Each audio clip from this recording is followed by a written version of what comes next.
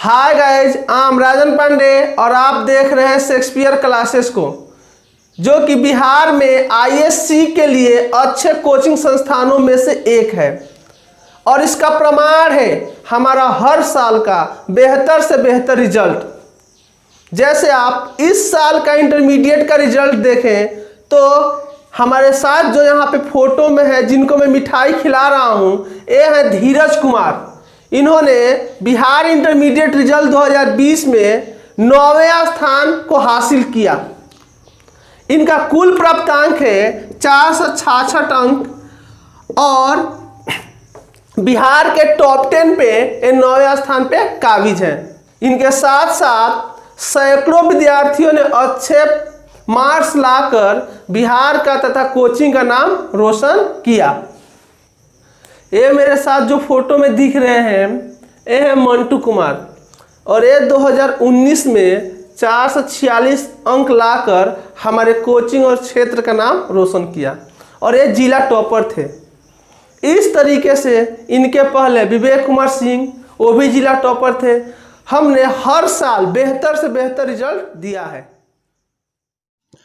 नमस्कार दोस्तों, आज हम लोग इंटरमीडिएट का 100 मार्क्स का हिंदी पढ़ने वाले हैं। तो 100 मार्क्स के हिंदी में आपको पता होगा कि 50 नंबर ऑब्जेक्टिव और 50 नंबर सब्जेक्टिव है। क्योंकि इस साल से जो सिलेबस चेंज हुआ है, आपको पता है कि 50 मार्क्स का जो हिंदी पहले सिर्फ लोग पढ़ते थे, अब वो इसको कैंसिल कर दिया गया है और सिर्फ 100 मार्क्स की हिंदी ही आपको पढ़नी है। ठीक है, तो यानी कि 50 मार्क्स से अब 50 नंबर और बढ़ा दिया गया है। 100 मार्क्स की हिंदी आपको पढ़नी पड़ेगी। 100 मार्क्स में 50 नंबर ऑब्जेक्टिव है और 50 नंबर सब्जेक्टिव है। तो ये जो 50 नंबर का ऑब्जेक्टिव है, इसमें 30 या 35 क्वेश्चन आपके बुक से होते हैं और बाकी जो शेष प्रश्न बच रहे हैं वो आपके व्याकरण से होते हैं। ठीक है, तो हम लोग आज आपका 100 मार्क्स का हिंदी का पुस्तक शुरू करने वाले हैं और अगर ये पुस्तक पूरी कंप्लीट हो जाती है तो उसके बाद हम लोग व्याकरण भी कंप्लीट कर लेंगे, क्योंकि ये भी एग्ज़ाम के पॉइंट ऑफ व्यू से बहुत ही इम्पोर्टेंट है और काफ़ी सारे क्वेश्चन सब्जेक्टिव भी आते हैं इससे और ऑब्जेक्टिव तो मैंने बताया ही आते ही हैं। ठीक है, तो आज जो हम बुक पढ़ने वाले हैं और बुक में जो भी हम चैप्टर आगे क्लियर करते चलेंगे, वो सभी जो होंगे वो ऑब्जेक्टिव के व्यू से भी बहुत महत्वपूर्ण होंगे और सब्जेक्टिव के व्यू से भी बहुत महत्वपूर्ण होंगे। ठीक है, तो चलिए शुरू करते हैं। तो जो पहला चैप्टर है वो है बातचीत।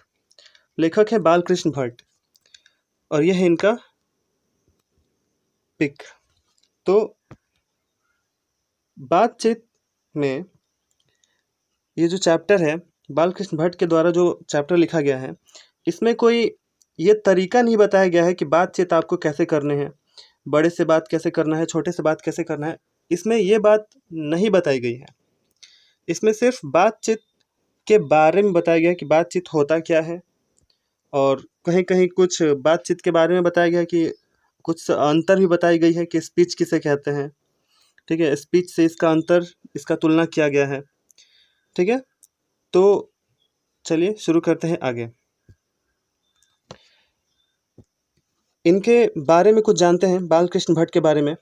तो बालकृष्ण भट्ट का जन्म 23 जून 1844 को हुआ था और मृत्यु 22 जुलाई 1914 को। ये सारे चीज़ आपको आपकी बुक में भी मिल जाएंगे, लेकिन मैंने यहाँ पे काफ़ी शॉर्टकट में लिखा है। निवास स्थान इलाहाबाद और उत्तर प्रदेश में जो पड़ता है इलाहाबाद, अब तो इसका नाम प्रयागराज हो गया है। माता पिता इनके कौन थे? बेनी प्रसाद भट्ट इनके पिता थे, वह पेशे से व्यापारी थे। माँ पार्वती देवी थी। तो यहाँ से क्वेश्चन ये आ सकता है कि बालकृष्ण भट्ट के पिता पेशे से क्या थे? वो पेशे से एक व्यापारी थे।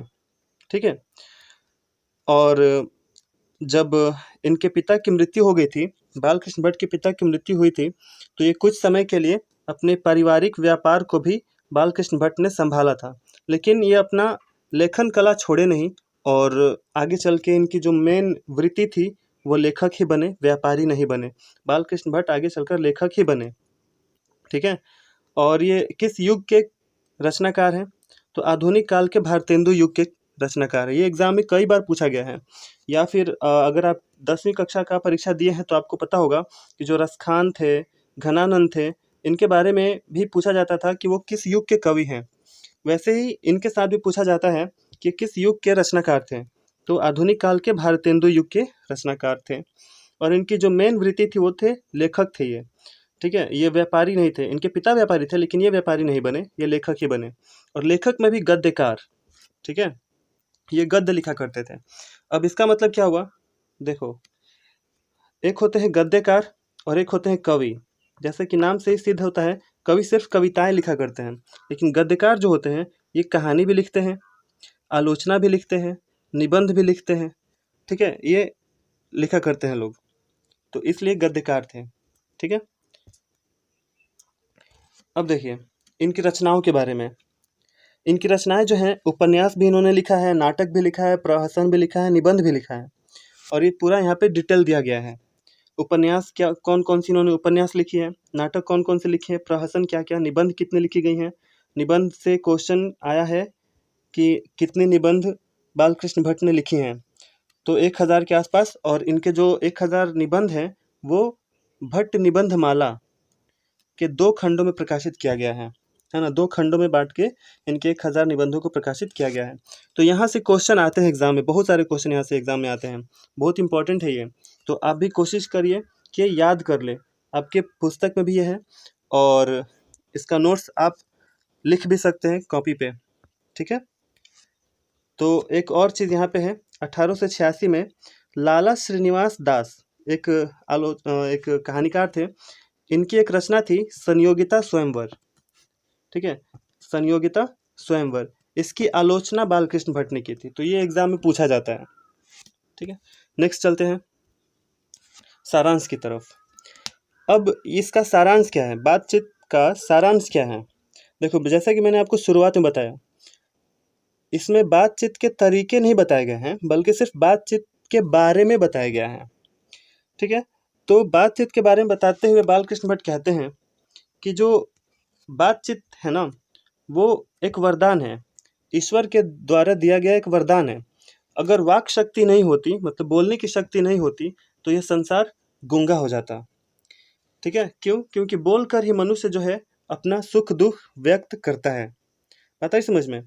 तो इसलिए जो बोलने की जो शक्ति है ना, भगवान की तरफ से, ईश्वर की तरफ से जो हमें ये बोलने की शक्ति मिली है, ये बहुत ही महत्वपूर्ण है और इसी की वजह से हम अपने सुख दुख या फिर भावनाओं को व्यक्त करते हैं। तो ये हमारे लिए बहुत ही ज़रूरी है, ठीक है। फिर आगे ये बोलते हैं कि मनुष्य जीने के लिए अन्य कार्य करते हैं, उसी प्रकार मनुष्य को जीने के लिए बातचीत भी करना बहुत ही आवश्यक है, ठीक है। मतलब अगर वो बातचीत नहीं करेगा तो ऐसा नहीं कि वो जिएगा नहीं, वो जी सकता है, लेकिन बातचीत करके अपने सुख दुख, अपने भावनाओं को व्यक्त करना बहुत ही ज़रूरी होता है, ठीक है। आगे लेखक ने बताया है कि स्पीच और बातचीत में अंतर बताते हुए लेखक कहते हैं कि बातचीत में क्या है, वक्ता जो है वो बस ऐसे ही कुछ भी बोल सकता है। बातचीत में जो बोलने वाले लोग होते हैं उनमें वो ध्यान नहीं रखते कि तालियों के लिए बातचीत वो कर रहे हैं। जैसे मान लो कि अगर आप किसी से बात कर रहे हो तो आप ऐसा थोड़ा है कि आप ये मन में बैठा लोगे कि मुझे तालियों के लिए बातचीत करनी है। कोई भी घर में आप अपने माता पिता से बात कर सकते हैं, बहन भाई या फिर अपने दोस्त से बात कर सकते हैं, जो उसमें सिर्फ बातचीत की जाती है।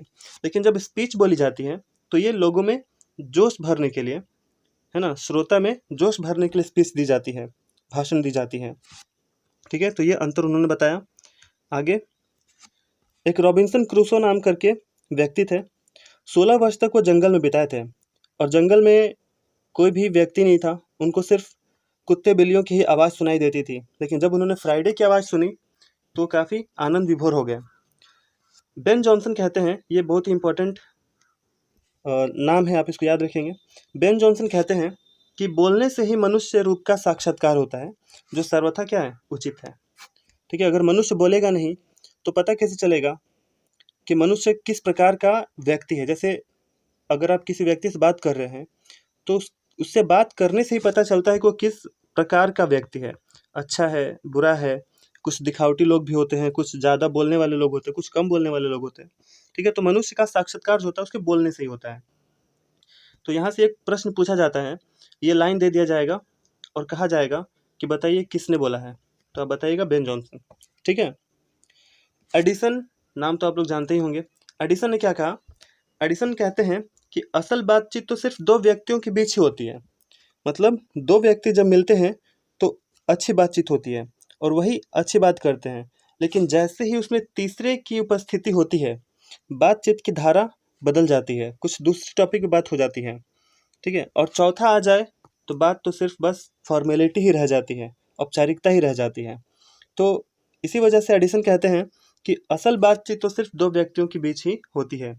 ये भी प्रश्न पूछा गया है कि अगर क्वेश्चन में आता है कि असल बातचीत कितने व्यक्तियों के बीच हो सकती है, तो आप बताएंगे दो व्यक्तियों के बीच हो सकती है। या फिर ये पूछा जाता है कि असल बातचीत तो दो व्यक्तियों के बीच ही होती है, ये बात किसने कही, एडिसन ने। आगे कहते हैं बालकृष्ण भट्ट कि यूरोप के लोगों के पास आर्ट ऑफ कन्वर्सेशन है, यानी बोलने की कला है, बातचीत करने की कला है। ये परीक्षा में पूछा गया प्रश्न है कि आर्ट ऑफ कन्वर्सेशन कहाँ के लोगों में होता है, आप बताएंगे यूरोप के लोगों में होता है। ठीक है, फिर आगे कहते हैं कि उनकी स्पीच सुहृद होती है, मतलब आप दिल लगा के सुनते हैं, सुन के मन खुश हो जाता है यूरोप के लोगों की बातें। फिर कहते हैं अलग अलग उम्र के लोग अलग अलग बातें करेंगे। बातचीत के बारे में बताते हैं कि अलग अलग उम्र के लोग अलग अलग बातचीत करेंगे। जैसे कि अगर कोई 5 साल का बच्चा है, अगर 5 साल के दो बच्चे हैं तो अपने उम्र की तरह ही बातें करेंगे, खेलने कूदने के बारे में बात करेंगे, कुछ खाने के बारे में बात करेंगे। लेकिन अगर कोई 20 साल का बच्चा है, 20 साल का कोई लड़का या लड़की है, तो वो अपने करियर के बारे में बात करेंगे, वो अपनी पढ़ाई लिखाई के बारे में भी बात कर सकते हैं। कोई अगर 40-50 साल का व्यक्ति है तो अपने व्यापार व अपने काम के बारे में बात कर सकते हैं। कोई अगर 60 साल का व्यक्ति है तो कोई धार्मिक बात करेगा, है ना। तो ऐसे अलग अलग उम्र के लोग अलग अलग बातें करते हैं। फिर बातचीत का ही परिणाम है कि कई सारी छोटी छोटी कंपनियां बड़ी कंपनियों में तब्दील हो गई और हजारों लोगों की जीविका चल रही है उस कंपनी से। मतलब क्या, देखो आज भी जितनी आप बड़ी बड़ी कंपनियां देख रहे हैं वो सभी छोटी छोटी कंपनियों से ही शुरू हुई हैं। आखिर कैसे, बातचीत से ही तो। कस्टमर को कैसे रिझाना है, अपने सामान को कैसे बेचना है ना। लोगों अपने कंपनी में श्रमिकों को कैसे भर्ती करना है, कैसे मैनेजर चुनना है, तो सब बातचीत पे ही तो डिपेंड होता है। ठीक है, फिर कहते हैं आगे, वाक शक्ति वरदान तो है, किंतु यदि इसका उपयोग सही तरीके से नहीं किया जाए तो रिश्ते टूट जाते हैं। ठीक है, देखो बातचीत करना एक वरदान है, लेकिन अगर आप बातचीत सही तरीके से नहीं करेंगे, किसी को आप आदर दे के अपने बात में नहीं बात करेंगे, हमेशा निरादर ही करेंगे, तो इससे क्या होता है कि आपका पुराना से पुराना रिश्ता टूट सकता है। इसलिए बातचीत अच्छे तरीके से करनी चाहिए। फिर आगे कहते हैं कि देखो ऐसा कोई ज़रूरी नहीं है कि आप सिर्फ दूसरे से ही बात करें, आप कभी कभी आत्ममंथन भी कर सकते हैं। स्वयं से बात कीजिए, स्वयं की गलतियों के बारे में बात कीजिए, जिससे आपको पता चलता है कि आपके अंदर क्या बुराइयां हैं, है ना, क्या कमजोरियां हैं, ये पता चलती हैं। तो कभी कभी स्वयं से भी बात कर लेना चाहिए, इसमें कोई बुराई नहीं है। तो ये था सारांश। सारांश 5 नंबर का परीक्षा में पूछा जाता है, तो आप इस सारांश को लिख लीजिएगा कॉपी में। आगे चलते कुछ प्रश्नों की तरफ। देखिए, बातचीत हिंदी साहित्य की कौन सी विद्या है, बताइए। मतलब बातचीत क्या है, रेखा चित्र है, मतलब किसी व्यक्ति के बारे में बताया गया है, एक निबंध है, कहानी है या आलोचना है, बताइए। तो इसका उत्तर होगा निबंध है, ये एक निबंध है। ठीक है, नेक्स्ट, बातचीत के रचनाकार कौन है। शुरू से मैं बता रहा हूँ, बातचीत के रचनाकार हैं बालकृष्ण भट्ट। नेक्स्ट, बालकृष्ण भट्ट के पिता का नाम क्या था, बताइए। शुरुआत में ही मैंने बताया, बालकृष्ण भट्ट के पिता का नाम था बेनी प्रसाद भट्ट। आगे, दमयंती स्वयंवर किस लेखक की रचना है। सीधे से पता चल रहा है, हम लोग इनके बारे में पढ़ रहे तो इन्हीं का लिखा हुआ होगा। तो दमयंती स्वयंवर बालकृष्ण भट्ट के द्वारा लिखा गया है। नेक्स्ट, कितने निबंध बालकृष्ण भट्ट ने लिखे, मैंने बताया था इनके परिचय में 1000। आगे, बालकृष्ण भट्ट किस युग के रचनाकार थे? किस युग के थे? भारतेंदु युग के। बालकृष्ण भट्ट की प्रारंभिक शिक्षा किस विषय में हुई? बताइए। बालकृष्ण भट्ट की जो प्रारंभिक शिक्षा थी वो संस्कृत से हुई। ठीक है, ये संस्कृत से पढ़े और आगे चल के इन्होंने कई सारे, एक प्रयाग यूनिवर्सिटी थी, प्रयाग स्कूल था शायद, उसमें इन्होंने एंट्रेंस एग्जाम भी दिया था पढ़ने के लिए। निम्नलिखित में कौन सी मासिक पत्रिका बालकृष्ण भट्ट ने प्रकाशित किया था? बताइए, कौन सी मासिक पत्रिका थी? ये थी हिंदी प्रदीप। हिंदी प्रदीप ये 33 सालों तक प्रकाशित करते रहे थे और इसको प्रकाशित करने के लिए जो उनकी प्रेरणा थी वो भारतेंदु हरिश्चंद्र ने ही दिया था। ठीक है। बालकृष्ण भट्ट ने किस लेखक की रचना की आलोचना किया था? शुरुआत में मैंने परिचय में बताया था, वो लाला श्रीनिवास दास थे, है ना, जिनकी रचना का इन्होंने क्या किया था? आलोचना किया था। बालकृष्ण भट्ट में पढ़ने की अभिरुचि किसने जगाई? बताइए। बालकृष्ण भट्ट में पढ़ने की अभिरुचि जो है उनकी माँ ने जगाई, माता पार्वती देवी ने, है ना। अब ये माता पार्वती देवी उनकी माँ थी, तो उन्होंने इनमें पढ़ने लिखने का ललक जगाया और इन्हीं के प्रेरणा से वो पढ़ते रहे। आगे, आर्ट ऑफ कन्वर्सेशन कहाँ के लोगों में होती है? बताइए। Asia, Europe, America, Africa. जाहिर सी बात है यूरोप, मैंने आपको सारांश में बताया था। बोलने से ही मनुष्य का साक्षात्कार होता है, किसने कहा था? बताइए। बेन जॉनसन ने। ठीक है, मैंने सारांश बताया था। नेक्स्ट, अब है कुछ आवश्यक प्रश्न जो आप लोगों को लिखने हैं। ठीक है, और ये सारांश में भी आपको मिल जाएंगे, और नहीं तो आप अपने तर्क शक्ति से भी इसे लिख सकते हैं। मैंने इसमें इसका उत्तर नहीं बताया है क्योंकि इसे सिर्फ आप लिखने की कोशिश करें। देखो क्या है, अगर हम में वाक शक्ति ना होती तो क्या होता? क्या होता बताइए। अगर हमें बोलने की शक्ति ना होती तो क्या होता? हम अपने दुख सुख के बारे में नहीं बता सकते थे, हमारे अंदर क्या भावनाएं चल रही हम उसके बारे में नहीं बात कर सकते थे, है ना, अपनी इच्छा व्यक्त नहीं कर सकते थे, हम अपनी सफलता को रोक लेते अगर हमारे पास वाक शक्ति न होती तो। दूसरा प्रश्न है, बातचीत के संबंध में बेन जॉनसन और एडिसन के क्या विचार थे? तो बेन जॉनसन के बारे में तो मैंने बताया था। बेन जॉनसन ने क्या कहा था कि बातचीत से ही मनुष्यों का साक्षात्कार होता है, जो कि बहुत ही उचित है, और इसके बारे में आप बढ़ा भी सकते हैं थोड़ा, क्योंकि अगर आप व्यक्ति बात नहीं करेगा तो उसके बारे में पता नहीं चलेगा कि वो किस प्रकृति का व्यक्ति है। ठीक है, तो उसकी प्रकृति में जानने के लिए उससे बातचीत करना ज़रूरी है। फिर एडिसन ने क्या बताया था? एडिसन ने बताया था कि असल बातचीत तो सिर्फ दो व्यक्तियों के बीच ही होती है ना, दो व्यक्तियों के बीच ही असल बातचीत होती है, लेकिन तीसरे के आ जाने से ही बातचीत की धारा बदल जाती है, और चौथा आ जाए तो सिर्फ फॉर्मेलिटी ही रह जाती है। आर्ट ऑफ कन्वर्सेशन क्या है? यानी बातचीत की कला क्या है? आप किसी से भी बातचीत कीजिए तो आप उसके बारे में बात कीजिए, ना कि सिर्फ आप अपने बारे में ही बातें करते ही जा रहे हैं। आप उसको अच्छा फील कराइए, जिससे आप बात कर रहे हो उसको अच्छा फील कराइए, उसके बारे में बात कीजिए, है ना, उसकी अच्छाइयों के बारे में बात कीजिए। अगर उसके अंदर कोई खराबी है तो उसको अच्छे से बताइए, है ना, ऐसा ना हो कि आप उसको तिरस्कार करके बताएं। तो ये होती है आर्ट ऑफ कन्वर्सेशन। मनुष्यों की बातचीत का उत्तम तरीका क्या हो सकता है ना, मतलब अच्छे तरीका क्या हो सकता है बात करने का, ये इससे भी रिलेटेड है। इस निबंध की क्या विशेषताएं हैं? तो इस निबंध की विशेषता ये है कि इसमें बताया गया है कि बातचीत जो है एक वाक शक्ति क्या है, एक वरदान है, ईश्वर के द्वारा दिया गया। अगर ये शक्ति हमारे पास ना होती तो क्या होता? संसार गूंगा हो जाता, हम अपनी भावनाएं व्यक्त नहीं कर सकते थे। ठीक है, इसमें फिर स्पीच और बातचीत के बारे में बताया गया है।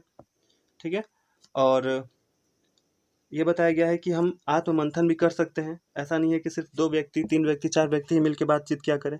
आत्ममंथन करके भी हम अपने अंदर की बुराइयों को पहचान सकते हैं। तो आशा करता हूँ कि आपको ये पूरा पाठ समझ में आया होगा। तो ये क्वेश्चन आप खुद से लिख लें, जो भी मैंने इधर ऑब्जेक्टिव बताया है ये सारे ऑब्जेक्टिव आप लिख लें। ठीक है, और इसको याद करने की कोशिश करें। इस चैप्टर से इतने ही प्रश्न आवश्यक थे तो मैंने इतने ही बताए हैं। ठीक है, सारांश लिख लीजिए और इनका परिचय भी लिख लीजिए। तो आज के लिए इतना काफ़ी है। धन्यवाद।